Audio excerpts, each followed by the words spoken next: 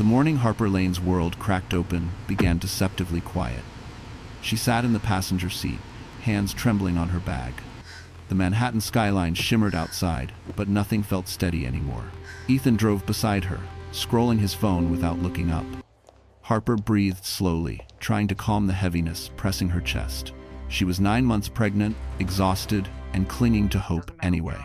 The checkup at Street Mary's hospital should have been reassuring today. Instead, the silence between them felt like a storm ready to break. Then Ethan's phone lit up with a name she didn't recognize. He turned the screen away, but Harper saw the panic in his eyes. Ethan's voice dropped to a tone Harper had never heard before. It wasn't tender, stressed, or confused, just sharp, nervous, and secretive. Harper froze, pretending not to listen, though every word cut through her. Ethan whispered he would handle things soon and that today was complicated. Her breath caught because complicated had become his favorite excuse lately. She glanced at her reflection in the window, wondering when she stopped mattering. The car pulled into the hospital's circular drive, polished and bright but cold. Ethan hung up quickly, stuffing the phone into his jacket like evidence. Harper asked who Juliet was, but Ethan brushed her off with irritation. Inside Street Mary's, Harper tried to focus on her breathing and balance. The scent of antiseptic, the soft beeping, and distant footsteps felt overwhelming. She steadied herself on the counter while Ethan signed them in impatiently. His restlessness tightened Harper's chest more than any discomfort from pregnancy.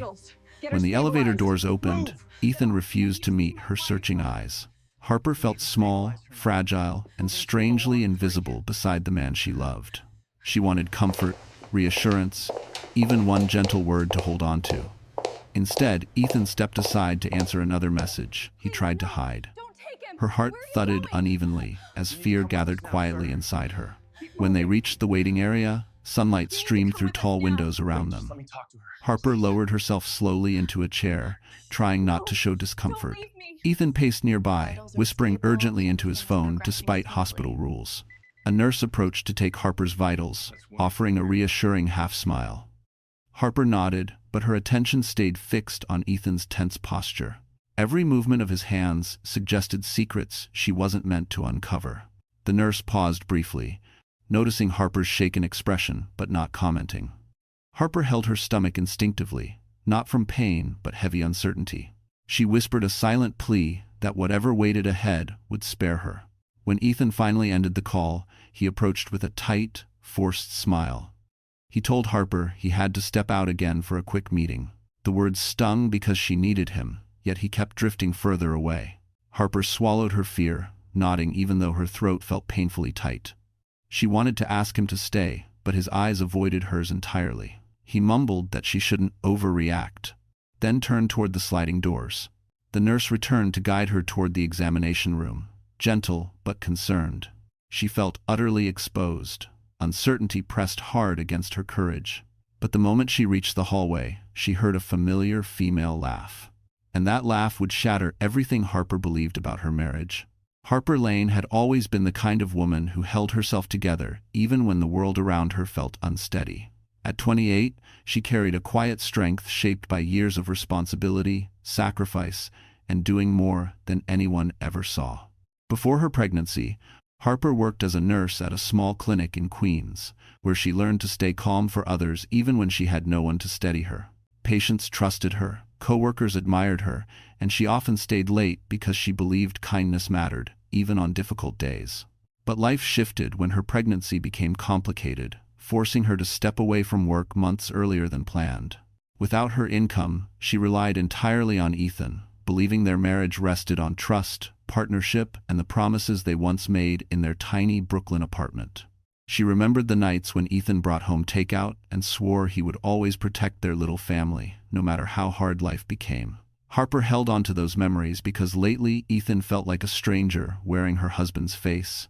Still, she tried to stay hopeful, telling herself the stress of preparing for the baby and managing work might be twisting him into someone colder than he truly was. But the truth whispered inside her. Something was wrong, and she felt it growing heavier every day. Harper's childhood shaped her into someone who survived by being dependable. Her parents divorced when she was young, leaving her to help raise her younger sister while her mother worked double shifts at a downtown cafe. Harper learned early that stability came from effort, not promises, so she poured herself into building a life where she could finally feel safe. When she met Ethan years later, his confidence and charming ambition made her believe she had found someone who valued loyalty the way she did. He used to hold her hands and promise that their future would be solid, simple, and full of love. But as Harper sat in the quiet hospital room after Ethan's cold behavior, she felt every piece of her history pressing inward, reminding her how much she had always carried alone. She wondered if the strength that once protected her now trapped her in a marriage where she kept giving and receiving nothing steady in return. Her hands rested over her stomach, feeling a tiny movement, an innocent reminder that she was not the only life affected by Ethan's choices. More than anything, Harper wanted a peaceful home for her baby, a safe place untouched by deception or carelessness.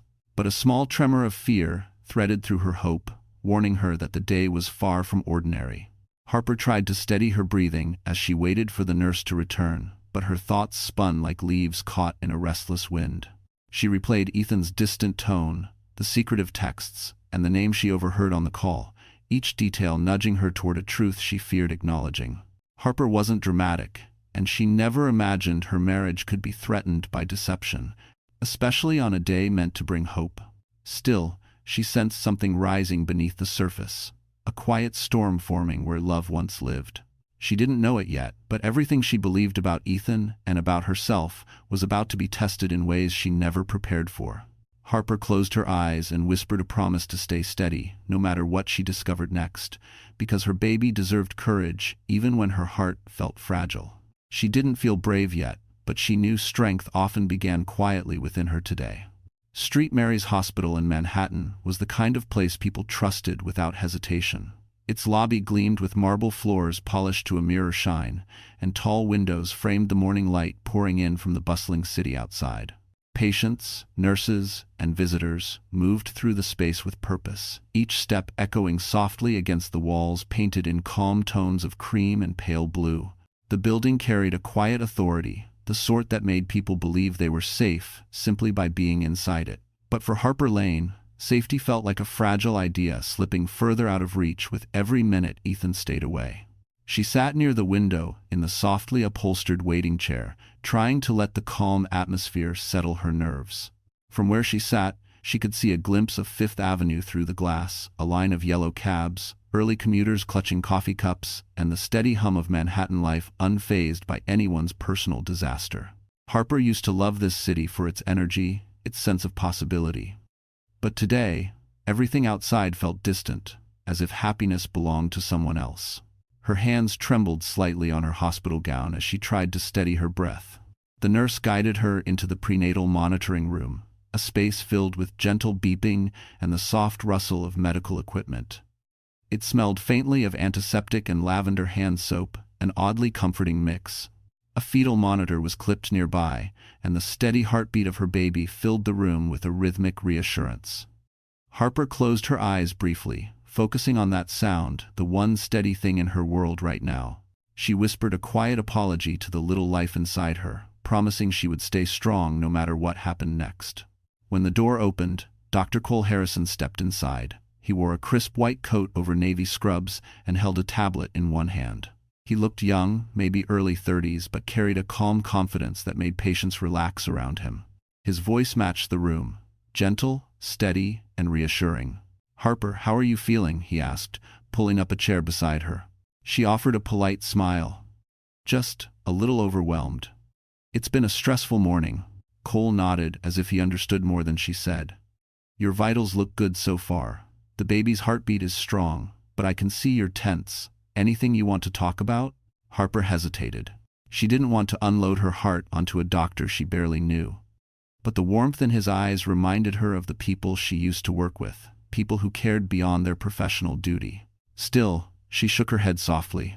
"I'm okay," she whispered. Cole didn't push. "All right, if anything changes anything at all, let me know. Stress isn't good for you or the baby today." He stood to leave, but paused. "And Harper, whatever's going on outside this room, you're not alone here." His kindness hit her harder than she expected. She nodded, swallowing a tight knot in her throat. When Cole stepped out, Harper glanced at the doorway, half hoping Ethan would walk through next. He didn't. The hallway stayed quiet, except for occasional footsteps and distant chatter. The emptiness around her pressed deeper, heavier. A soft tone from her monitor beeped, reminding her to breathe evenly. Harper stared at the ceiling lights, letting the soft glow blur as tears threatened. She blinked them away, refusing to break here. Not yet. But just as she steadied herself, she heard voices outside one of them, unmistakably Ethan's, low and urgent. And beside it, a woman's voice, laughing. That same laugh again, echoing closer, pulling the truth straight into Harper's fragile world. Harper stiffened as the door to the monitoring room opened, and the woman she had heard laughing stepped inside with an air of bold confidence. Juliet Cross looked nothing like the type to hover quietly in the background. She wore a fitted cream blazer, tailored slacks, and heels too high for a hospital hallway. Her hair was sleek, her lipstick sharp, and the smirk she carried felt practiced. Behind her, Ethan followed closely, his expression tense yet strangely eager, as if he needed Juliet more than he needed his own wife. Harper's pulse quickened as their eyes met. Juliet's gaze swept the room as if she were entering a stage rather than a prenatal unit. She ignored Harper entirely at first, brushing imaginary dust from her sleeve while Ethan hovered anxiously by the doorway. Then, with calculated sweetness, Juliet offered Harper a smile that held no warmth at all. "I'm just dropping off work files," she announced, though no one had asked. Her voice sounded too familiar, too comfortable, as if she had every right to stand there. Harper sensed instantly that Juliet had crossed boundaries long before this moment, and Ethan had allowed it. Ethan tried to maintain a professional tone, but his body language betrayed him. He stood slightly angled toward Juliet, shoulders tense, hands fidgeting with the folder she had handed him. Harper could see the nervous energy pulsing between them, an electricity that didn't belong between coworkers. Juliet leaned casually against the wall, examining her freshly manicured nails as though Harper's presence barely registered. Every detail about her screamed intention. Harper recognized the type women who entered rooms expecting attention, acknowledgement, and obedience. But what stunned her most wasn't Juliet's confidence. It was Ethan's willingness to let her dominate the moment. Juliet finally turned her attention fully toward Harper, tilting her head with an expression that mimicked concern but carried unmistakable triumph. "You look pale," she said softly, as if delivering sympathy. "Long mourning, I'm sure." The false compassion in her voice stung more than outright cruelty. Ethan shifted uncomfortably, but he said nothing to defend Harper, nothing to set boundaries. Juliet stepped closer, invading just enough space to make her dominance clear. Her perfume drifted through the air, expensive, assertive, and entirely out of place in a hospital room meant for calm. Harper steadied herself, refusing to retreat from Juliet's silent challenge. Ethan attempted to interrupt, muttering that they should leave Harper to rest, yet his tone sounded more defensive of Juliet than protective of his wife. Juliet placed a hand lightly on Ethan's arm, an intimate gesture disguised as friendliness. Harper caught it instantly. The simple touch revealed everything Ethan had been trying to hide for weeks. Loyalty had shifted, boundaries broken, trust abandoned. Juliet watched Harper with eyes that sparkled not with kindness, but with victory. She enjoyed the discomfort, the betrayal, the vulnerability she caused. Harper felt her breath quiver, but she refused to let Juliet see her crumble. Ethan cleared his throat and stepped back, pretending to regain control of the situation. But the moment had already exposed him. Harper saw the guilt flicker across his face, thin and fragile, before he buried it beneath irritation. Juliet took a final step toward the door, pausing just long enough to deliver one last pointed smile. "I'll see you soon," she murmured to Ethan, not bothering to lower her voice. Harper felt something inside her shift, something firm, something awakening. She might have been vulnerable, exhausted, and frightened, but she was not powerless. And Juliet had no idea what Harper was capable of in that moment today. Harper tried to steady her breathing as Ethan and Juliet stepped out into the hallway, their voices low, but not low enough to hide the tension. The nurse had left to retrieve updated charts, leaving Harper alone in the quiet room with only the monitor's steady pulse echoing through the air. She placed a protective hand over her stomach, whispering to her baby that everything would be all right, though she barely believed it herself. The room felt smaller than before, as if the walls themselves leaned inward, listening to her heartbreak. She swallowed hard when a burst of laughter drifted in from the corridor. Juliet's laugh, bright and unbothered. The sound pushed Harper to stand, her legs trembling but determined. She shuffled toward the doorway just enough to peer down the hall. There, near the nurse's station, Juliet leaned against the counter with a confidence that didn't belong in a maternity wing. Ethan stood close, too close, rubbing the back of his neck as if frustrated yet dependent on her attention. Harper's chest tightened.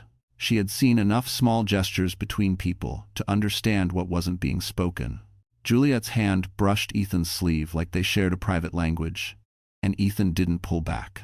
A pair of nurses nearby exchanged glances, quick, uncomfortable, and sympathetic. One whispered something under her breath, her eyes flicking briefly toward Harper. Harper felt heat rush to her face. She didn't want an audience. She didn't want pity. She wanted her husband to act like her partner, like the man who once promised he'd never abandon her. But Ethan avoided looking her way, pretending he didn't know she was watching, pretending he wasn't destroying her heart piece by piece in front of strangers. Juliet noticed Harper before Ethan did. Instead of stepping away or softening, Juliet straightened with a smug smile, as though she had been waiting for Harper to witness this exact tableau. She slid a folder into Ethan's hands with theatrical grace, then spoke loudly enough for anyone walking by to hear. "You shouldn't let your personal life slow down your priorities," she said.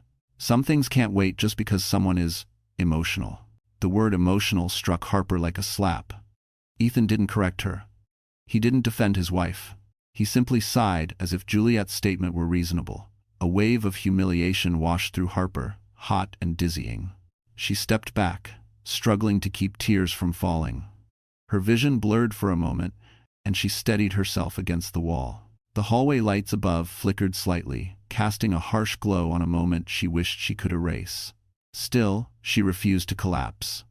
Harper forced herself to walk toward them, chin lifted even though her body shook. When Ethan finally turned and saw her approaching, he tensed not with concern, but irritation. "Harper, you're supposed to be resting," he muttered, as though she were an inconvenience rather than his wife. Harper opened her mouth to speak, but Juliet cut in with a sweet, poisonous tone. "She really shouldn't be walking around unattended, Ethan. Stress isn't good for the baby, right?" Juliet said, feigning worry but dripping judgment. The implication, wife as burden, landed in the open air. Two orderlies paused mid-walk, sensing the tension. A receptionist looked away, pretending to reorganize paperwork but clearly listening. Harper felt the sting of humiliation settle like frost across her skin. "I'm fine," Harper said softly, though her voice wavered. "I just need my husband to be present." Ethan exhaled sharply, running a hand through his hair. "Harper, don't start. Not here. You're overreacting again." Overreacting. Again. The word hollowed her. Juliet watched, satisfied. Harper felt something inside her begin to fracture, not her hope, but her tolerance. The humiliation burned so deeply that it awakened something she hadn't felt in months. Resolve. She turned to walk back toward her room, heart pounding, but before she reached the door, she heard Ethan whisper something to Juliet, something he thought Harper couldn't hear. And those 6 quiet words would break the last piece of her trust forever.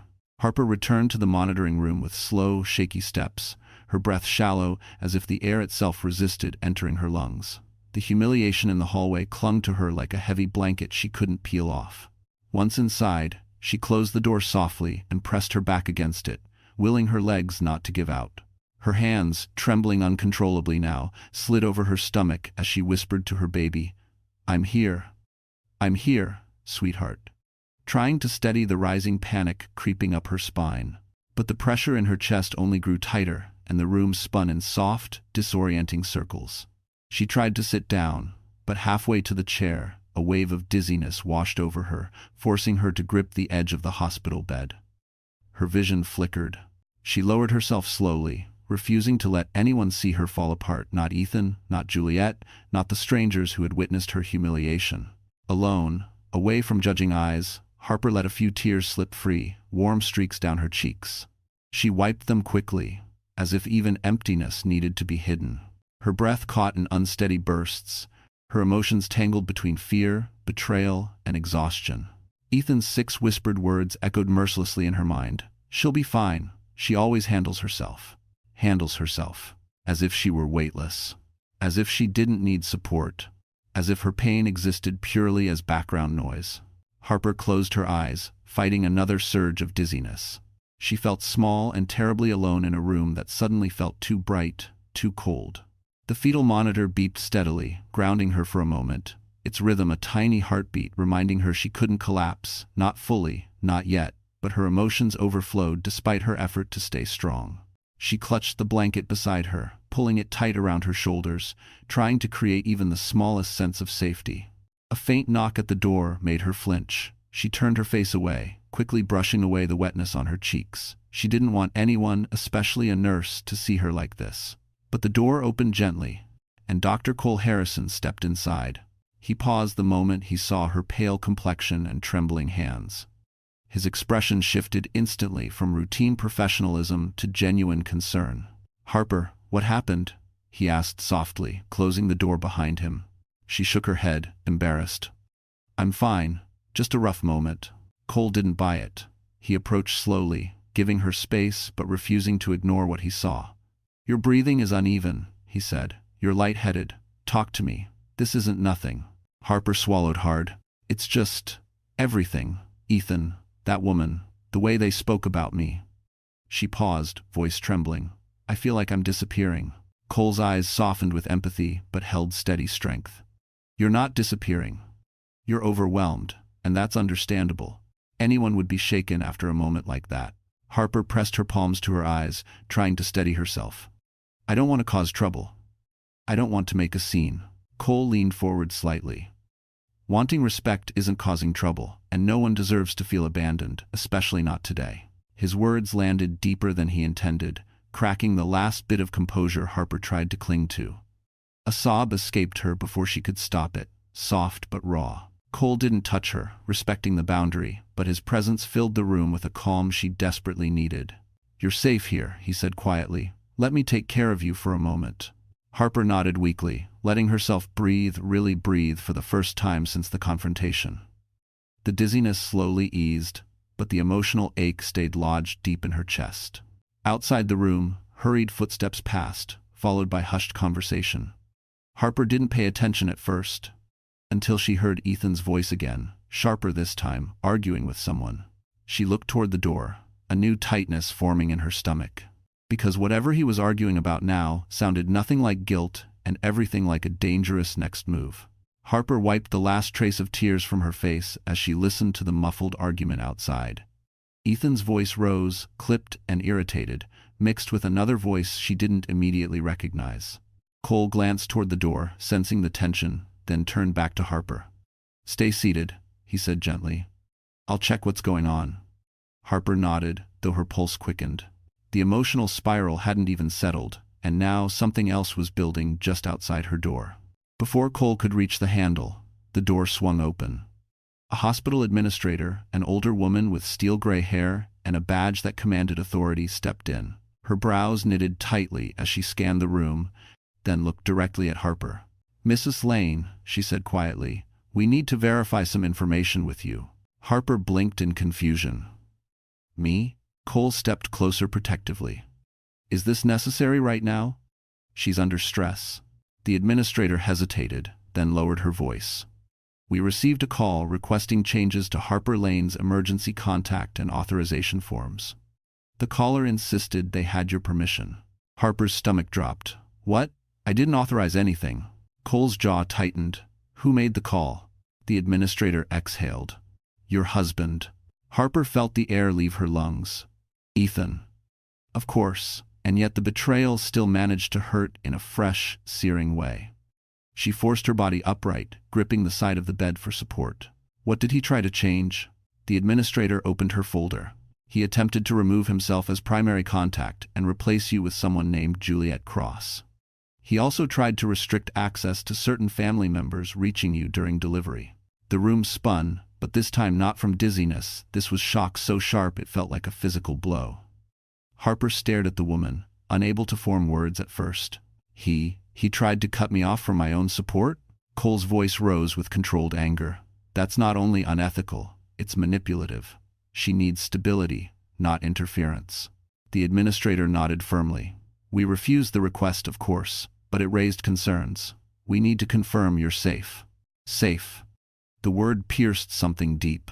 Before Harper could respond, Ethan burst into the room, face tight, eyes wild with frustration. "Harper, don't listen to them," he snapped. "It was just a mix-up. I was trying to help. They misunderstood." Juliet lingered behind him, arms crossed, expression dripping with fake innocence. Harper's voice finally emerged, quiet but steady. "Why would you change my emergency contacts?" Ethan scoffed. "Because you're emotional and not thinking clearly. I need someone practical listed." Juliet works in corporate compliance. She understands paperwork. Cole stepped forward, blocking Ethan's advance. "She doesn't need paperwork. She needs support. And you're clearly not providing it." Ethan's eyes burned with resentment. "Stay out of this. This is my wife." Juliet smirked at the word wife as if it were an inconvenience. Harper's breath trembled, but clarity settled through her like a quiet flame. "Ethan," she said softly, "why are you so determined to control everything today? What are you hiding?" Ethan froze just for a second, but Harper caught it. A flicker of fear, a secret he did not want exposed. Juliet rolled her eyes. "Harper, not everything is about you. Ethan just has a lot on his plate." But before she finished, Cole turned to Harper and said, "There's something you need to know." His voice was calm, but carried weight. Harper looked up at him, confused. Cole hesitated, then continued. "Your father-in-law, General Malcolm Rowe, he called the hospital earlier. He asked to be notified if anything unusual happened involving Ethan. He said he's already on his way." Ethan's face drained of color. Juliet stiffened. Harper's breath caught. Why would he? Cole met her eyes. "Because he believes Ethan is hiding financial misconduct that could affect your security and the baby's future. And he thinks Juliet is involved." The room fell silent. Ethan's voice cracked. "You don't know what you're talking about." But Harper did. She saw the truth in his eyes. Saw the guilt. Saw the fear. And for the first time since this nightmare began, she felt the shift power slipping out of Ethan's hands and slowly returning to her. She didn't know what would happen next, but she knew one thing with absolute certainty. This betrayal wasn't just emotional. Ethan was hiding something that could destroy everything, and that truth was finally breaking the surface. Harper sat frozen for several seconds, letting Cole's words settle into the deepest parts of her breaking heart. Financial misconduct. Hidden intentions. Lies that stretched far beyond infidelity. She had feared Ethan was drifting away from her emotionally, but she had never imagined he might be placing her and their child in actual jeopardy. The air in the room thickened, pressing against her chest. But this time, instead of collapsing under the weight, Harper straightened her spine. Juliet sensed the shift instantly. Her smugness flickered. Ethan, meanwhile, took one step forward, face twisted with defensiveness. "Harper, listen to me," he began, reaching out like he could reel her back into the fog he'd created. "You're overwhelmed. You're not thinking straight. Cole doesn't know what he's talking about. My father is exaggerating. He always exaggerates." Harper watched him closely. His excuses sounded like flimsy shields, too fast, too rehearsed. The more he spoke, the more she saw the cracks forming in the man she thought she understood. Quietly, Harper eased herself up straighter on the bed, pulling her hospital blanket across her lap with a newfound steadiness. "Ethan," she said softly, "I think I'm finally seeing clearly." He flinched. Juliet stepped in, her voice sharp. "This is ridiculous. Harper, you don't need to get dramatic. Ethan has been under extreme pressure at work. You know how stressful his job is." Harper almost laughed at the absurdity. Stress. That was the shield Juliet chose? "Juliet," Harper said calmly, "you don't get to speak for my husband, or for me." The room went still. Ethan's jaw clenched. "Harper." "No," she said, her tone firmer. "You don't get to control this anymore." Cole moved slightly closer, not intrusive, but quietly supportive. Harper felt the strength returning in slow, deliberate waves. This was not bravado. It was a deeper truth rising inside her, an instinct to protect herself and her baby from a man who had stopped seeing her as a partner and had begun seeing her as an obstacle. "I trusted you," Harper continued. "I gave up my job. I stayed home when I was sick. I believed everything you told me because I thought we were building a family. But today, she swallowed, keeping her voice steady. Today you decided I was disposable. Ethan's expression hardened. That's not true. Then why, she asked gently, did you replace me with her on my medical forms? Why did you try to control who can reach me during delivery? Juliet's face reddened. You're twisting everything. No, Harper said. I'm finally untwisting it. The administrator, still present, cleared her throat.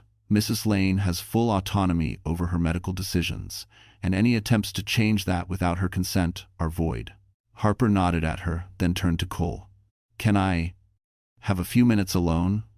Just to breathe. But Ethan panicked. No, Harper, we're not done talking. Cole stepped forward, voice calm but unyielding. Actually, I think we are.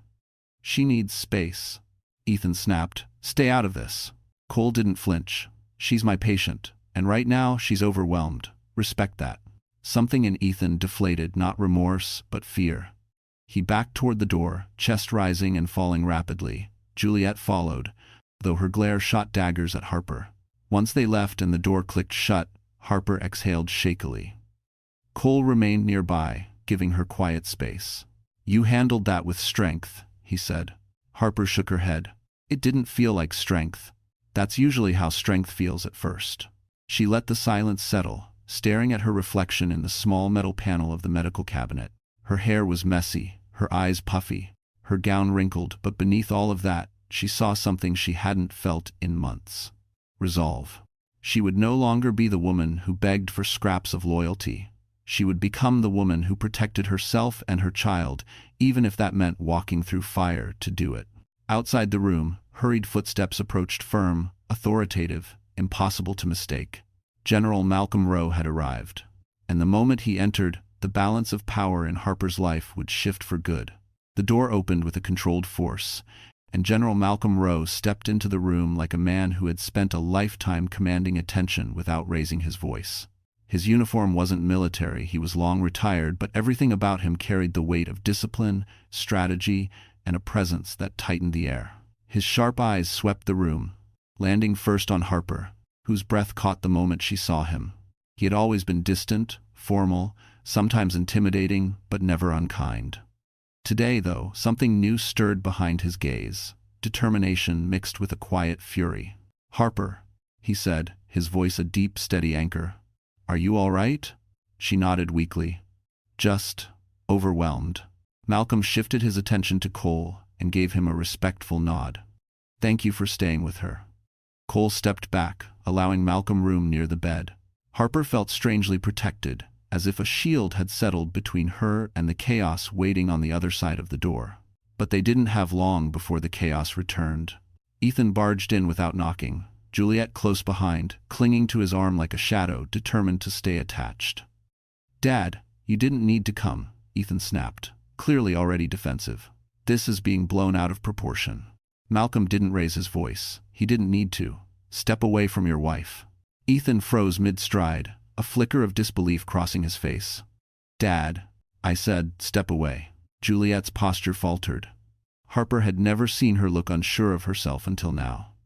Cole stood near the wall, arms crossed, watching closely in case things escalated. Ethan forced a grin, trying to regain control. Dad, this is a misunderstanding. Harper's emotional. The doctors are exaggerating. Enough. Malcolm's voice cracked through the room like a controlled command. I've spent the entire morning reviewing things you hoped I wouldn't see. Juliet swallowed hard. Ethan's smile slipped. Harper's heartbeat thudded in her ears. Malcolm placed a folder on the bedside table, a thick, overstuffed file. Financial discrepancies, unauthorized transfers, false reports submitted under your name, and conveniently timed withdrawals connected to accounts associated with Miss Cross. Juliet stiffened.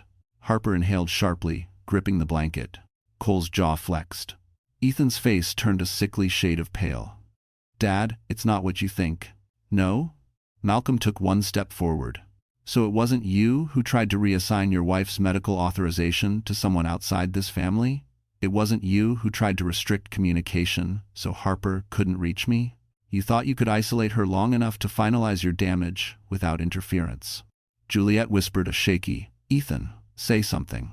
But Ethan seemed frozen, caught between panic and the realization that his schemes were unraveling in real time. Harper felt her breath tremble. It was one thing to suspect betrayal, it was another to see it laid bare in front of her, undeniable and documented. Malcolm turned toward Harper, and his tone softened.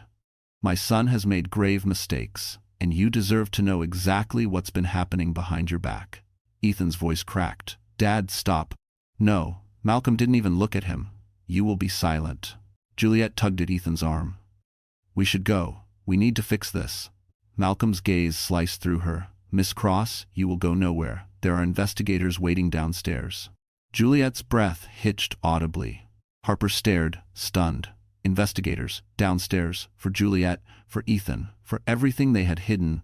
"Harper," Malcolm said gently, "you are no longer under their influence. I'm here now, and you will be protected." Tears pricked Harper's eyes this time, not from fear, but a fierce, aching relief she hadn't felt in months. Ethan stepped forward urgently.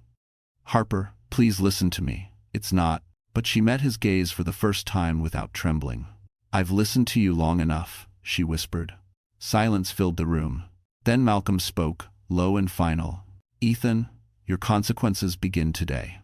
The room felt impossibly still after Malcolm's final words.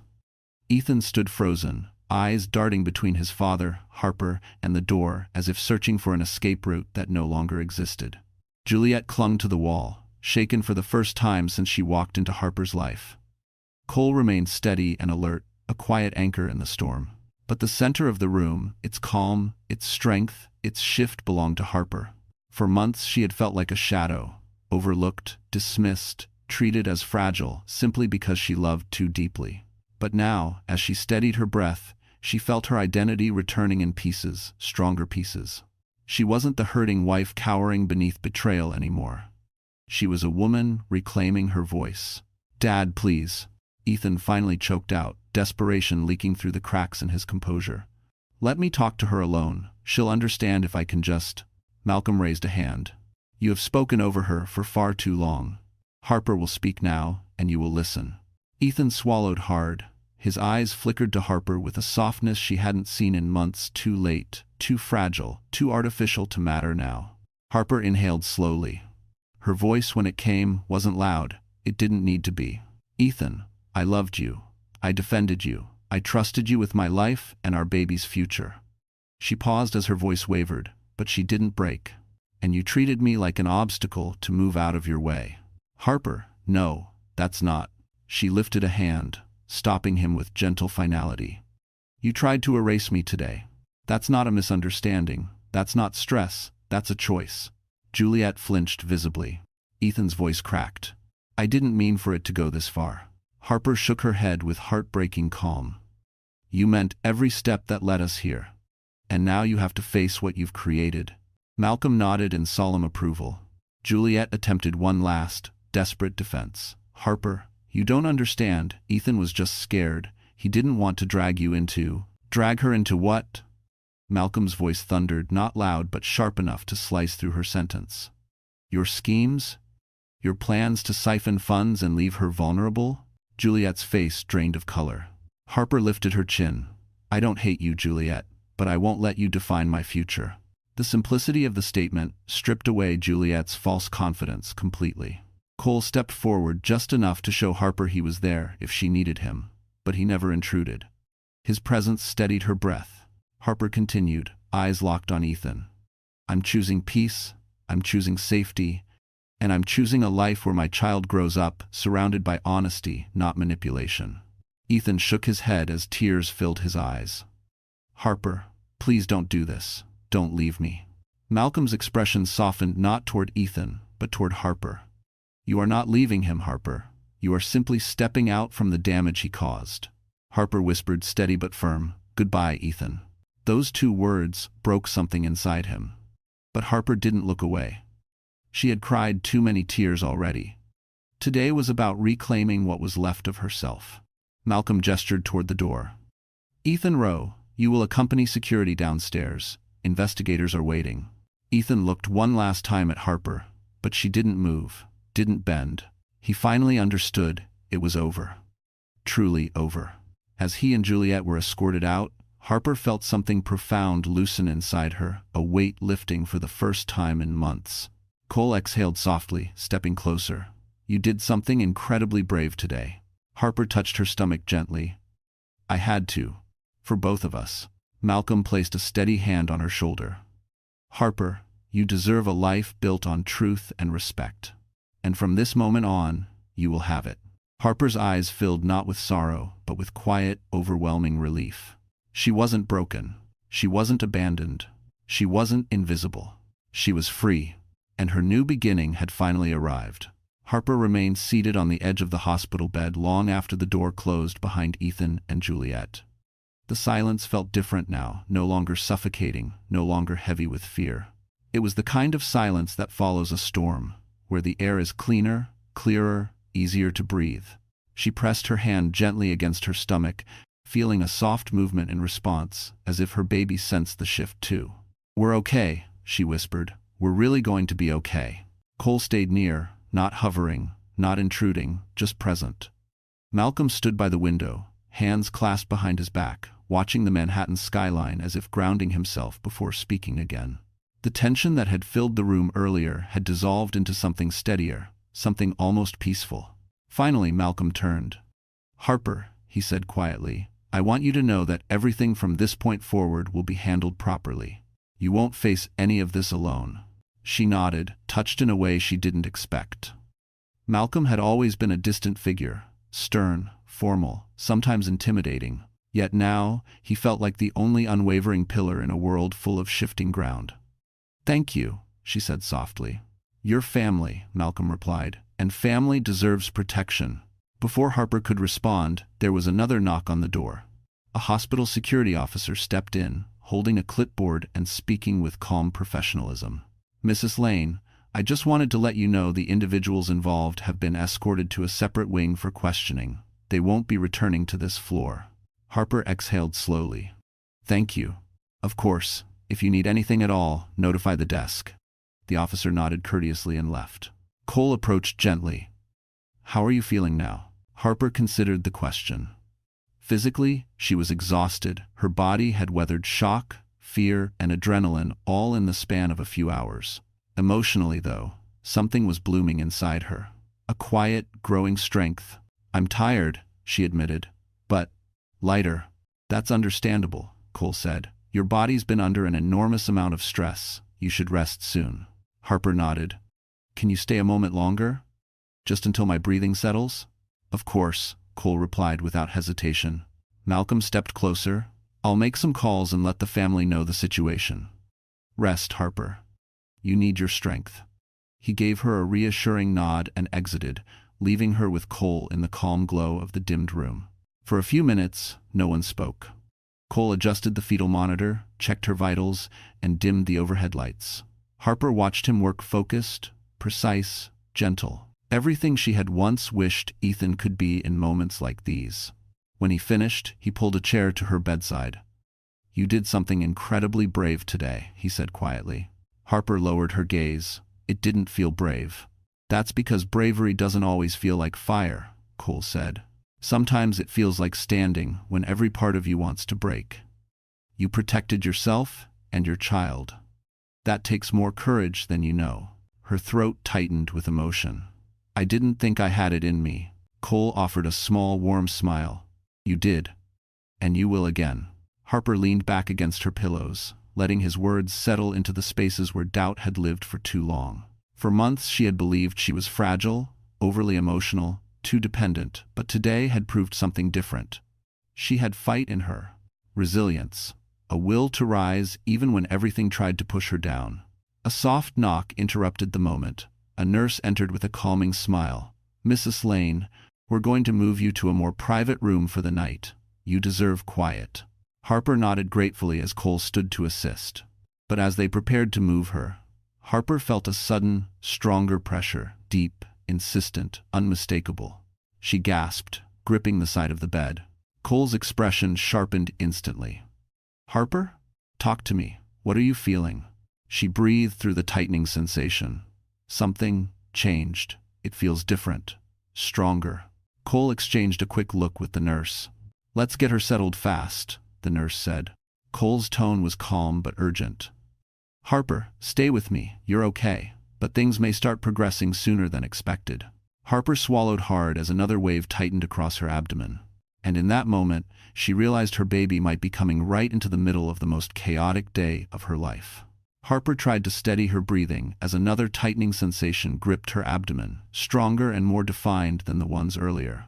It wasn't painful in the frightening way she had once imagined. It was simply insistent, unmistakable, and far too early for comfort. She clutched the railing of the bed, her breath catching. Cole stepped immediately to her side, his voice calm but focused. Harper, look at me. You're okay. We just need to move you carefully. The nurse adjusted the bed controls and signaled for assistance. Let's take her to the private room quickly. We don't want her walking. Harper nodded, though her heart was racing. She wasn't afraid of the physical sensation, she was afraid of the timing. Everything today had been chaos, heartbreak, confrontation. Now her body was joining the storm, choosing the worst possible moment to shift into something new. She inhaled deeply, trying to steady herself. Is the baby in danger? Cole met her eyes. Right now, we don't see anything alarming, but we want you somewhere calm, monitored, and safe. His tone was steady, reassuring, nothing like Ethan's dismissive panic from earlier. Harper felt herself grounding slightly in the strength of his presence. As the staff gently wheeled her down the hall, the lights above moved in soft blurs. The hallway was quieter now, almost empty, and for the first time all day Harper could hear her own heartbeat. Malcolm waited outside the new room, phone still in hand. When he saw Harper, he immediately stepped forward. What's happening? Cole answered quickly. She's having early contractions. We want her in a private space. It might slow down once she relaxes, but we're going to keep a close watch. Malcolm nodded, the tension in his jaw easing only slightly. Do whatever she needs. Once inside the private room, Harper felt the difference immediately. The lighting was warm, the noise minimal, the atmosphere calm. She exhaled shakily as the nurse adjusted the monitors and helped her settle against the pillows. Cole checked the readings, then looked back at her with that steady calm. Harper, I want you to focus on your breathing. Slow inhale, slow exhale. You're safe. She nodded, tears unexpectedly filling her eyes, not from fear, but from an overwhelming sense of contrast. Hours ago, she had been dismissed, ignored, belittled. Now she was surrounded by people who were genuinely concerned, people who wanted her to be safe, comfortable, heard. Malcolm moved to the edge of the room. Harper, do you want me to leave or stay? I'll do whatever makes you feel secure. His tone surprised her. It lacked authority, it carried respect. Please stay, Harper whispered. Malcolm nodded once, taking a quiet place by the window. A gentle knock came at the door. Another nurse peeked in. Mrs. Lane, we've been informed that 2 individuals downstairs are trying to demand access to your floor. We have declined their request. Even without names, Harper knew exactly who the individuals were. Juliet and Ethan. A wave of pressure returned not from her body this time, but from the sharp memory of Ethan's voice telling Juliet, she'll be fine. She always handles herself. Those careless words had cut deeper than any argument. Cole noticed the tension in her face. Harper, ignore whatever's happening downstairs. They're not coming near you. Malcolm's voice darkened slightly. I've already spoken to the hospital security chief. They'll be escorted out if they try again. Harper closed her eyes, letting that reassurance wash over her. Another mild contraction came and went. She breathed through it, steadier this time. After a moment, she whispered, I can't believe today ended like this. Cole pulled his stool closer. Harper, today didn't end. Today revealed everything you needed to see. And now, your body is responding to safety, not stress. Her breath softened. He continued, sometimes, when a person finally steps away from what hurts them, the body begins to let go. Harper felt something warm settle inside her chest, a fragile calm replacing the chaos. But before she could fully relax, a hospital pager buzzed sharply outside the room, followed by hurried footsteps. Cole looked toward the door, then back at her. Stay calm, he said gently. Because whatever news was coming next was going to change the course of the night again, one way or another. The hallway outside Harper's private room filled with hurried footsteps, followed by the rustle of papers and the low murmur of serious voices. Harper's pulse quickened, but she kept breathing the way Cole had taught her: slow in, slow out. Cole stepped toward the door, exchanging a brief look with Malcolm, who straightened his posture like a man preparing for another battle he had expected all along. A moment later, two individuals entered. A woman in a navy blazer with a federal badge clipped to her belt, and a man carrying a sealed case file. Their presence brought an immediate gravity to the room. The woman offered Harper a gentle, respectful nod. "Mrs. Lane, I apologize for the late hour and the disruption, but we need to speak with you regarding the investigation involving your husband." Harper swallowed, her fingers tightening slightly around her blanket. "Is everything safe?" "Very safe," the woman said. "You're not in any danger, but there are developments you should know." Cole stayed at her side, quietly supportive. Malcolm moved closer, folding his arms not protectively, but with a sense of responsibility. The agent continued. "Earlier this afternoon, General Rowe provided us with preliminary documents regarding potential misconduct tied to Ethan Rowe's business accounts. After reviewing them, we contacted his company, and additional irregularities surfaced." Harper felt her breath catch. She had known Ethan was hiding something, but not the scope. "What kind of irregularities?" she asked softly. The male agent placed the sealed file on a nearby table. "Unauthorized withdrawals, falsified expense reports, and several transfers linked to accounts under the name Juliet Cross." He paused. "We also have reason to believe legal decisions involving you. Your medical paperwork included may have been used to isolate you during a period that should have been one of support." Harper's stomach tightened, not physically, but emotionally.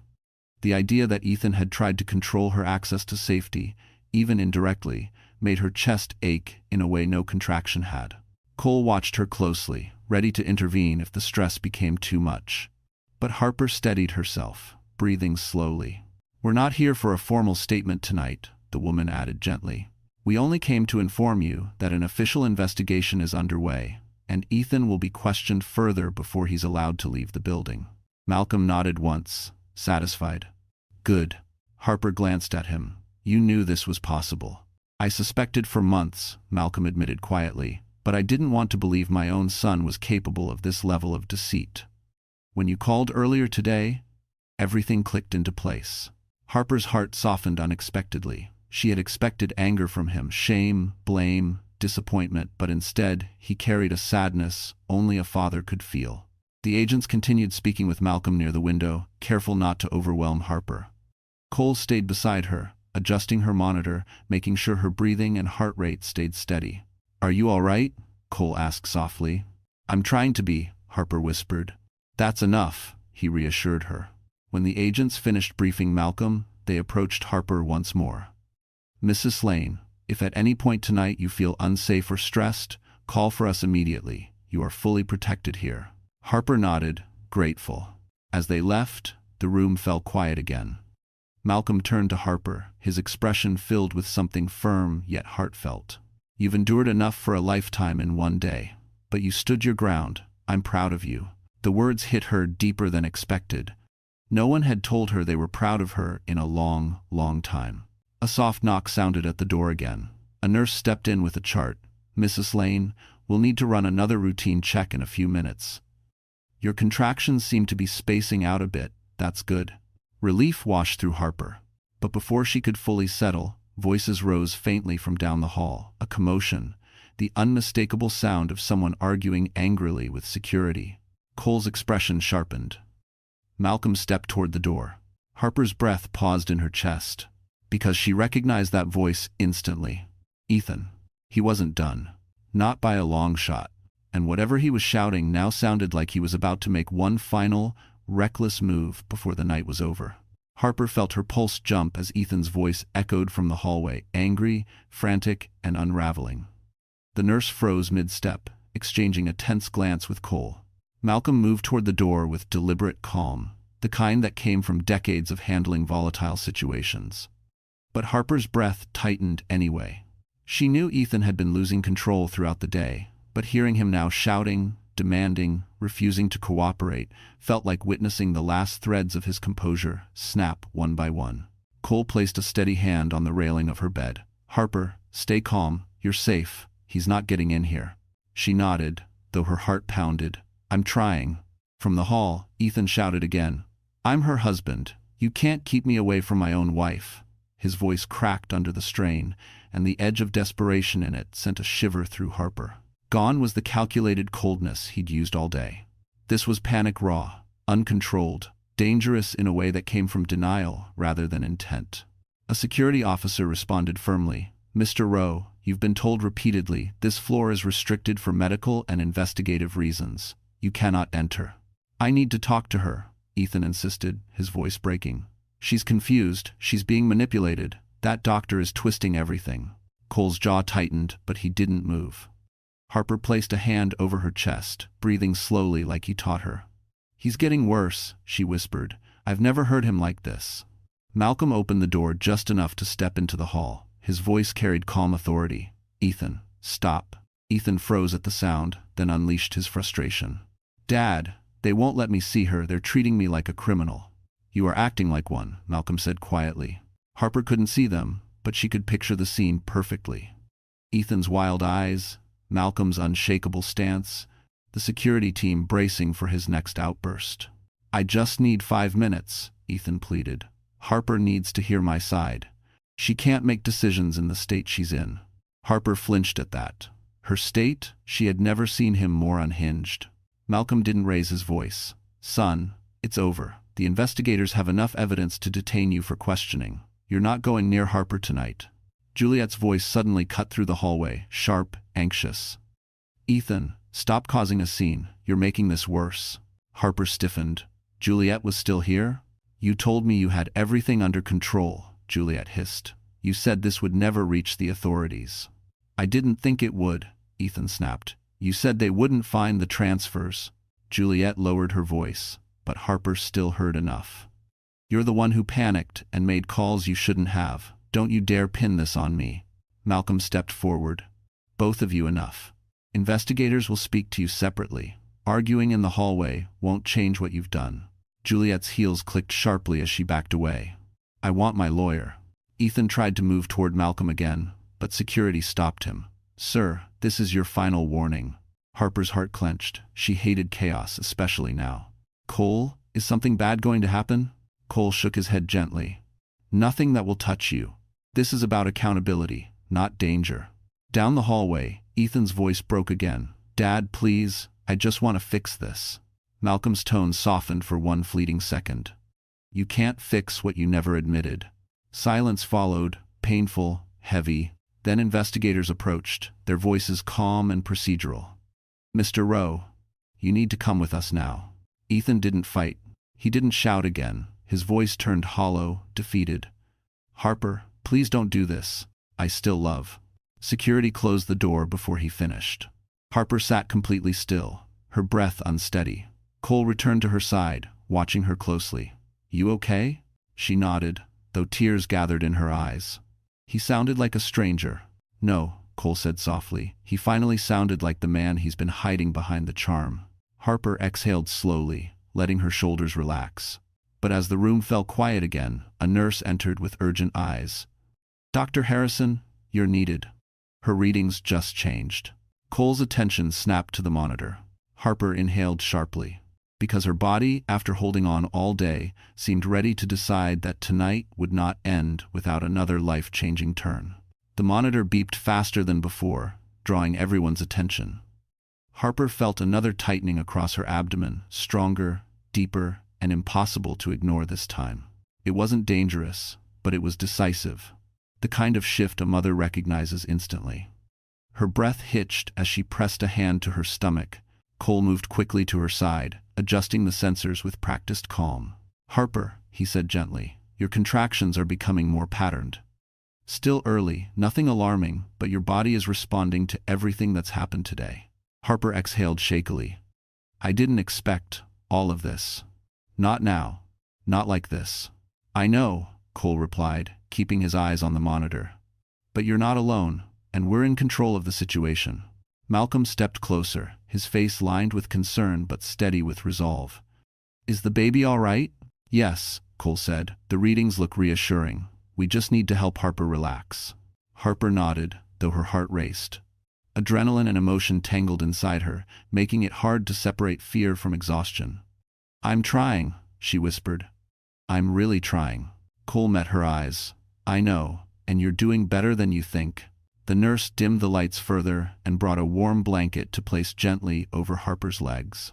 The quiet hum of the machines, the soft glow, the muted sounds of the hospital, it all felt surreal after the chaos of the night.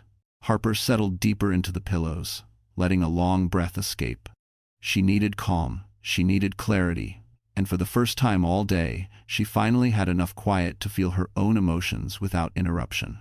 Malcolm stayed respectfully near the window, speaking in a low voice on the phone, likely updating investigators and ensuring no further intrusions occurred. Harper watched him in the dim light, this man who had once intimidated her, who now stood as one of her fiercest protectors. Life had a strange way of revealing people's true hearts. When she looked back at Cole, he was pulling up a chair beside her bed, his posture relaxed but attentive. "How's your breathing now?" he asked. "Better," she said. "Still nervous, but somehow calmer than before." "That's your strength showing," Cole replied. "Not the absence of fear, but choosing calm in spite of it." Harper's chest tightened with emotion, not from contraction, but from gratitude she didn't know how to express. She lowered her voice. "It feels strange. Part of me wants to break down again, and another part feels like something inside me just woke up." Cole smiled softly. "That's exactly what happens when someone realizes they deserve better." Harper blinked back sudden tears. "I spent so long thinking, if I gave Ethan patience, he would return the same. I thought sacrifice meant love. I thought holding my pain quietly made me strong." She paused, breathing through another tightening sensation. "But today showed me I wasn't weak, I was loyal." And he used that. Cole didn't interrupt. He just held her gaze with steady empathy. "I'm done letting someone else decide my worth," Harper said quietly, her voice turning firmer with each word. "I'm done shrinking myself to keep the peace." "That," Cole murmured, "is the beginning of a whole new life." Harper closed her eyes, letting the truth settle. For months she had carried the emotional weight of a breaking marriage. Today, that weight was lifted not by force, but by clarity. It wasn't the end she had imagined, but it was the one she needed. A soft movement inside her belly pulled her attention. Her baby shifted gently, almost like a reassurance. Harper smiled faintly. "He knows. I think he feels the change." Cole nodded. "Babies sense more than we realize." Another mild contraction came and went. Harper breathed through it steadily, surprised by her own control. Just then, a knock sounded at the door. Malcolm stepped closer as a staff member peeked in. "General Rowe," the nurse said carefully, "the investigators need to speak with you again. It's regarding Mr. Rowe's final statement." Malcolm's brow tightened. He glanced at Harper. "I won't be gone long." Harper nodded. "Go. I'm okay." As Malcolm stepped out, Harper leaned back, exhaling slowly. Her heartbeat eased into a calmer rhythm. She didn't know what Ethan had said, but she knew this. Nothing he confessed now could shake the foundation she had rebuilt inside herself tonight. The room stayed calm for several minutes after Malcolm stepped out, leaving Harper alone with Cole and the soft rhythm of the fetal monitor. Harper closed her eyes, focusing on her breathing, on the gentle movement inside her belly, on the strange mix of exhaustion and newfound strength anchoring her. This quiet wasn't emptiness, it was clarity. It was the space she needed to feel herself again. But down the hall, the tension was rising. Raised voices sharper, colder, unmistakably, Juliet's echoed faintly through the corridor. Cole heard it too. His expression tightened, but he didn't move away from Harper. Instead, he checked her vitals one more time, reassuring her gently.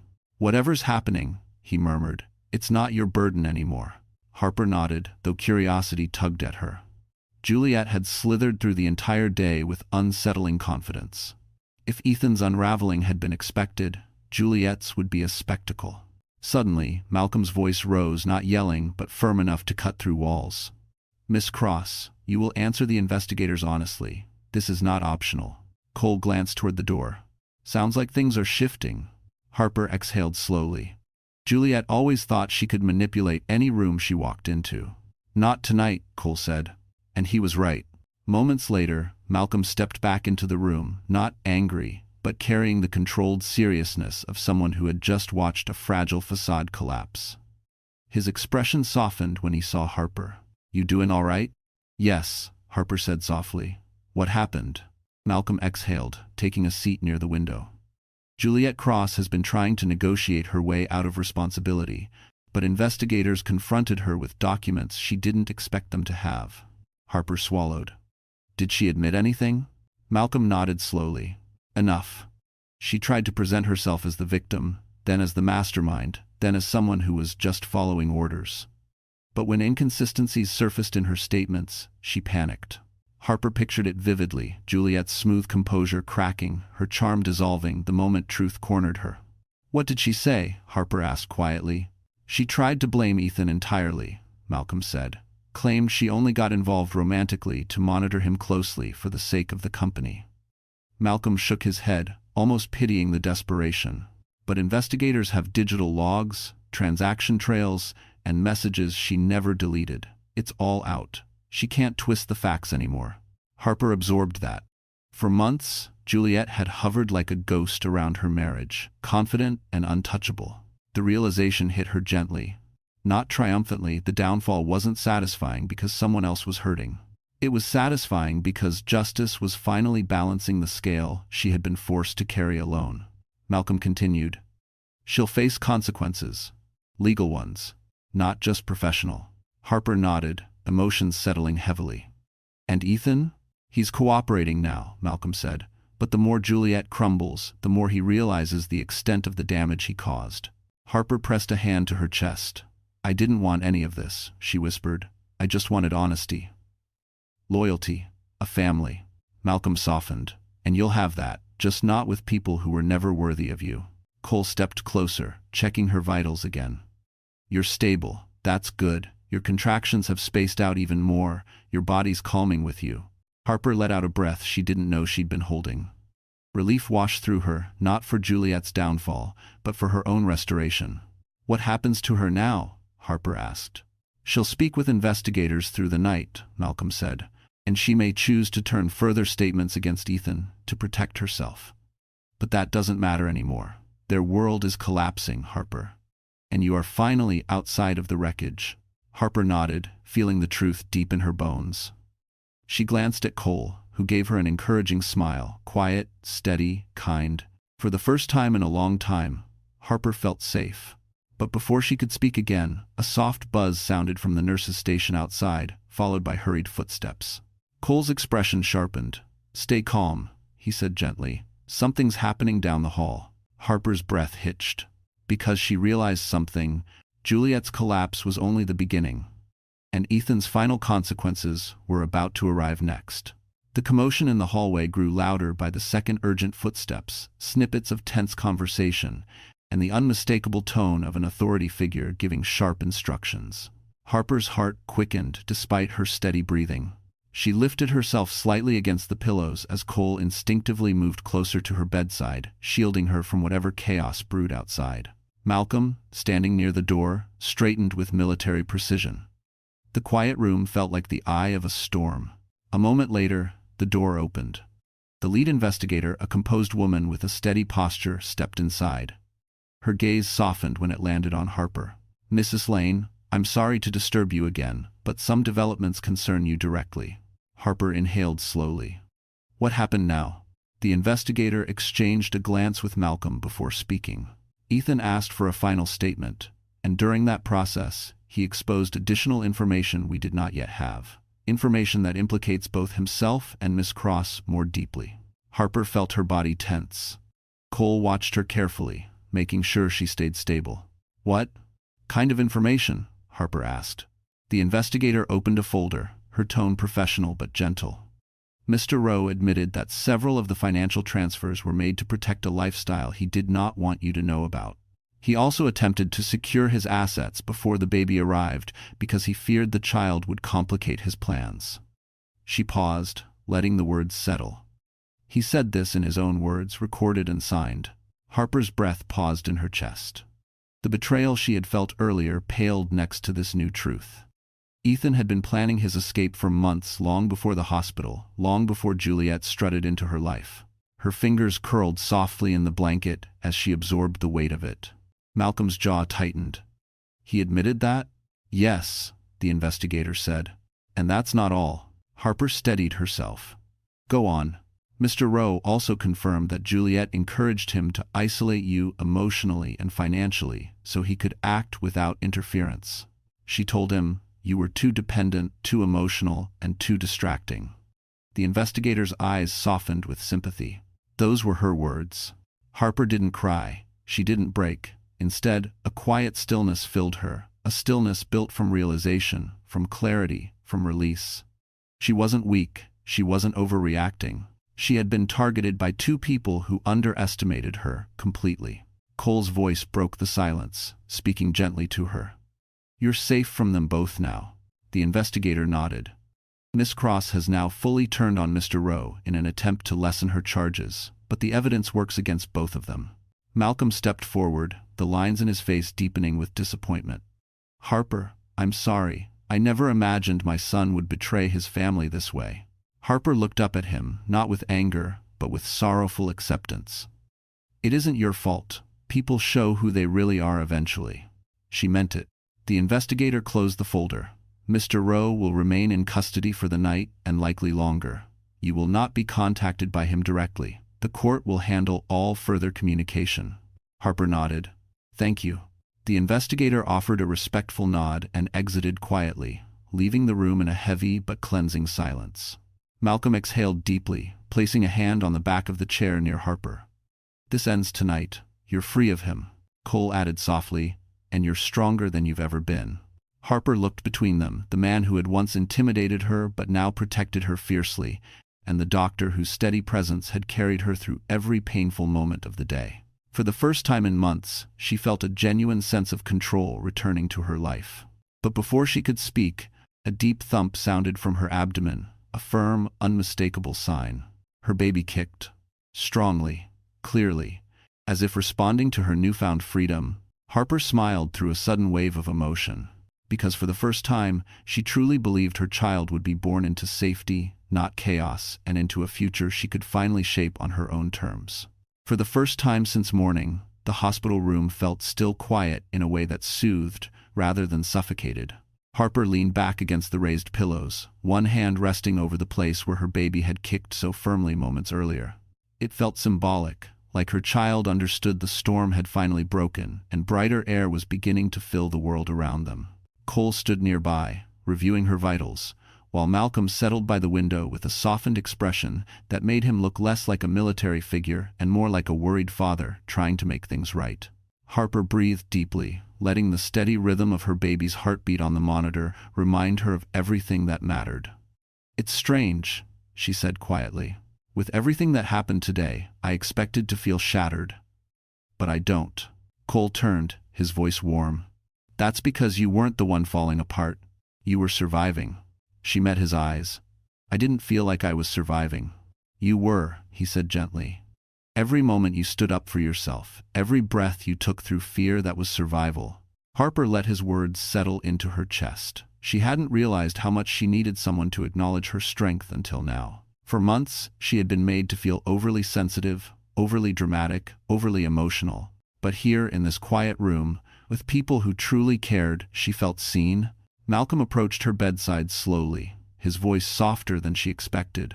Harper, I want to apologize. Not as a former general, not as someone who prides himself on discipline, but as a father. He paused, gathering his words. I should have looked deeper into Ethan's behavior sooner. I should have questioned the signs. I failed you in that way. Harper shook her head gently. You didn't fail me. Ethan made his own choices. Malcolm exhaled, relief loosening his shoulders. Still, I intend to support you, moving forward, whatever you need. You're not alone, Harper. Your family. The sincerity in his tone wrapped around Harper like a warm blanket. It wasn't obligation. It wasn't pity. It was respect, something Ethan had taken from her but Malcolm freely gave back. A nurse entered briefly to check the monitors. Everything looks steady, she said with a reassuring smile. Your contractions are spaced out. It's likely the stress earlier triggered them. Now that you're calmer, your body is settling. Harper nodded gratefully. Thank you. When the nurse left, Cole moved closer. I'm going to stay on this floor for the rest of the night. If anything changes, I'll be right here. Her eyes softened. "You don't have to stay." "I know," Cole said, meeting her gaze with a sincerity that warmed her. "But I want to."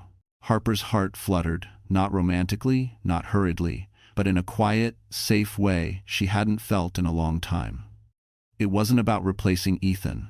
It wasn't about running toward someone new. It was simply the calm realization that kindness still existed, and she deserved to feel it again. Malcolm stepped toward the door. "I'll give you two some space. I need to update your mother-in-law anyway." After he left, Harper and Cole remained in comfortable silence. He adjusted her blanket and gently checked the positioning of the monitor straps. His touch was never intrusive, always professional, always respectful.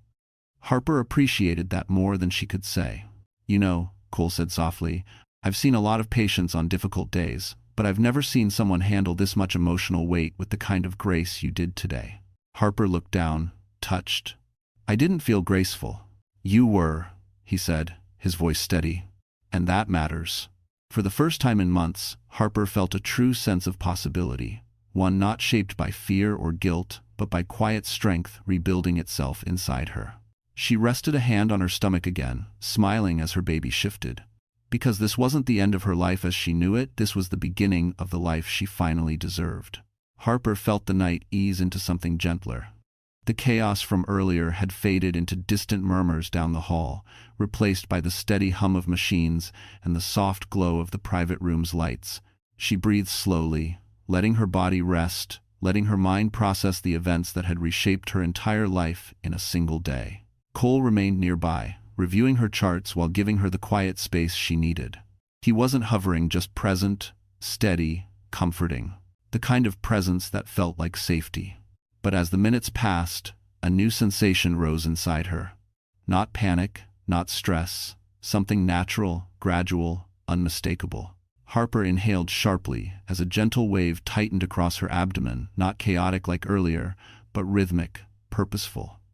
She closed her eyes, pressing her hand softly to her belly. "Cole," she whispered. He looked up instantly, reading her expression before she spoke another word. "Is it happening again?" She nodded slowly. "It feels different this time."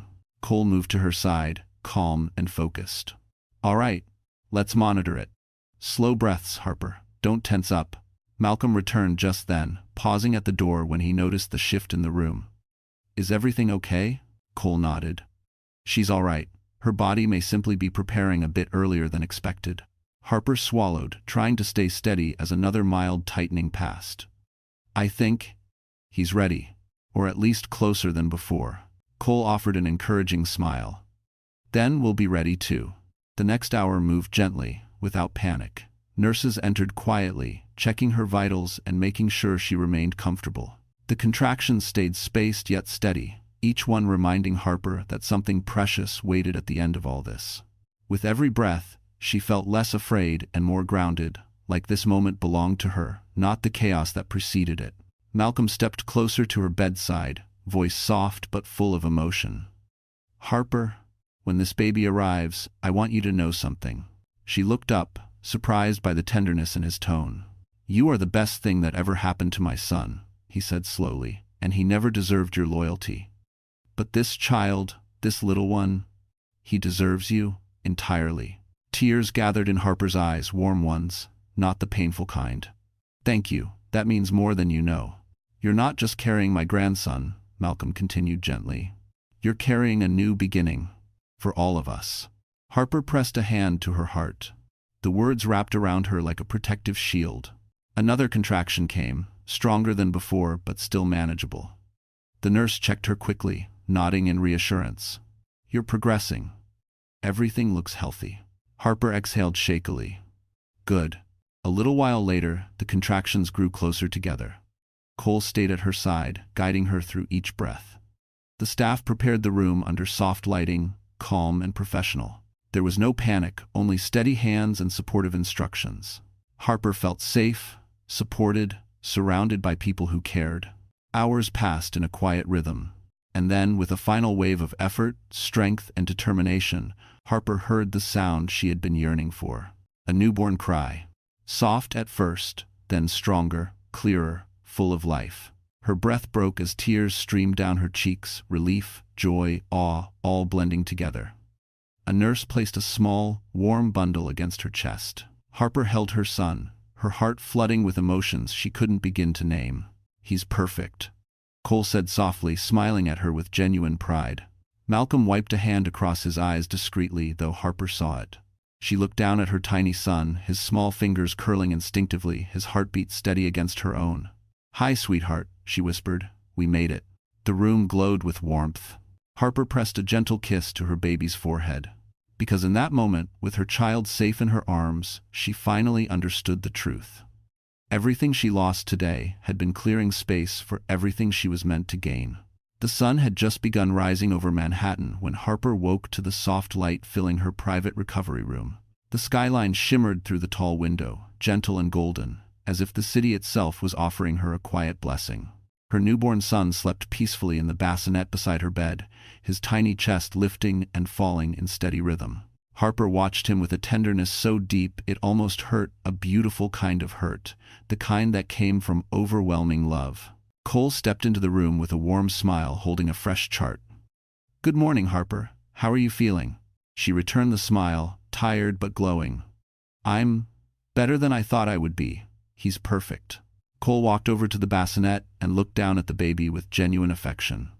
"He definitely is. And he's healthy. Strong heartbeat, strong lungs." He made quite the entrance. Harper chuckled softly. "He gets that from me, I guess." Cole gently adjusted the blanket around the baby. "You both did incredibly well last night. It was an honor being part of it." His sincerity made her throat tighten. "Thank you, Cole, for everything. You stayed when you didn't have to." "You deserved someone who showed up," he said simply. Before Harper could respond, a soft knock sounded at the door. Malcolm entered, carrying a small bouquet of white lilies and a folded envelope. He paused just inside the room, his usually firm demeanor softened by awe as he looked at the baby. "May I?" Harper nodded. Malcolm walked to the bassinet, his eyes glistening. "My grandson," he whispered, his voice cracking. "Welcome to the world, little one." He cleared his throat, then turned to Harper. "You gave this family something pure, something good, and I promise you, he will always have a safe life, a protected life." Harper felt the weight of his words. "Thank you, Malcolm. Truly." He handed her the envelope. "This is for you. When you're ready." She placed it on the bedside table, deciding she'd open it later. A nurse came in to check vitals, then left quietly. The room settled into peaceful silence again. Harper held her son close, breathing in his soft baby scent, feeling his tiny fingers curl around hers. She had never felt more purpose in her life. Malcolm finally spoke. "Ethan won't be part of his life, Harper. Not after what he's admitted. But you should know he didn't ask about the baby. Not once." Harper closed her eyes. The truth stung, but it was no longer devastating. It was closure.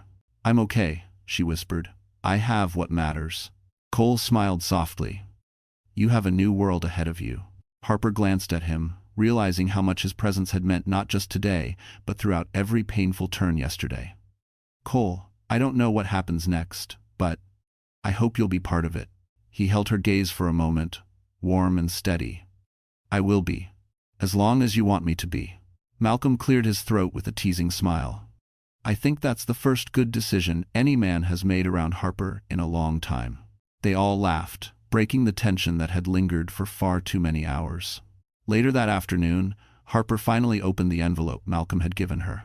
Inside was a handwritten letter and documents: trust funds set up for the baby, medical coverage, and a guaranteed safe home. Malcolm insisted she accept, not pity, not charity. Protection. Love. Harper held her son again, tears slipping quietly down her cheeks, not from pain, but from overwhelming gratitude. "You're safe now," she whispered to him. "And so am I." The baby stirred softly against her chest. Outside the window, the Manhattan skyline shimmered with possibility. Harper Lane, once overlooked, silenced, disregarded, had risen through betrayal, heartbreak, and the unraveling of lies. And she had emerged steady, strong, and deeply loved. Not by the man who broke her, but by the people who showed her she mattered. By the child who gave her a future. And maybe, just maybe, by the doctor who saw her strength long before she saw it herself. Harper's story didn't end in destruction. It ended in dignity, justice, and a new beginning she had earned with every breath of courage she took. So, that's how Harper's story comes to a close. And if you are still here with me, listening until this very moment, then something in her journey must have touched your heart in a quiet, personal way.